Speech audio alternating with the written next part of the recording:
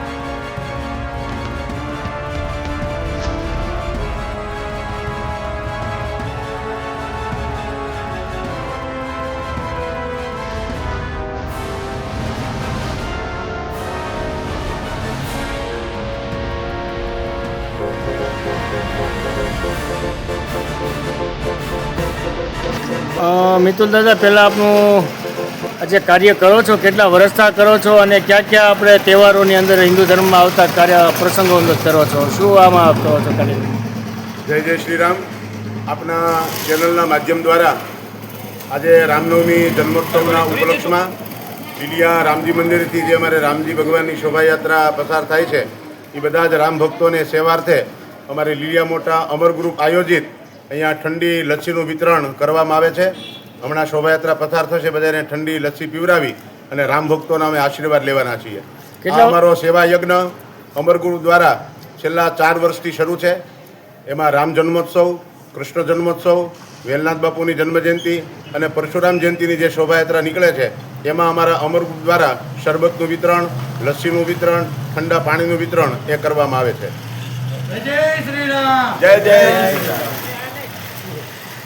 આ ઉપરાંત અમર ગ્રુપ દ્વારા વર્ષે પક્ષીની ચણ નિમિત્તે રામજી મંદિરના ધર્મદા કાર્યમાં, હવેલીના એ ધર્મદા કાર્યમાં પણ ભેટ પૂજા, જે કોઈ જરૂરિયાતમંદ વ્યક્તિ હોય એમને કીટ વિતરણ પણ અમર ગ્રુપ દ્વારા આવા સેવા યજ્ઞો એ ચલાવવામાં આવે છે. આપ જોઈ શકો છો અમારા બધા જ મિત્રો આ અમર ગ્રુપમાં અને લીલિયા ગામના બધા શ્રેષ્ઠી આગેવાનો, નોકરિયાતો, ધંધાર્થી આમાં સુંદર મજાની સેવા યજ્ઞ આપે છે. અમે કોઈ પાસેથી આમાં એક પણ રૂપિયાનો ફાળો લેતા નથી.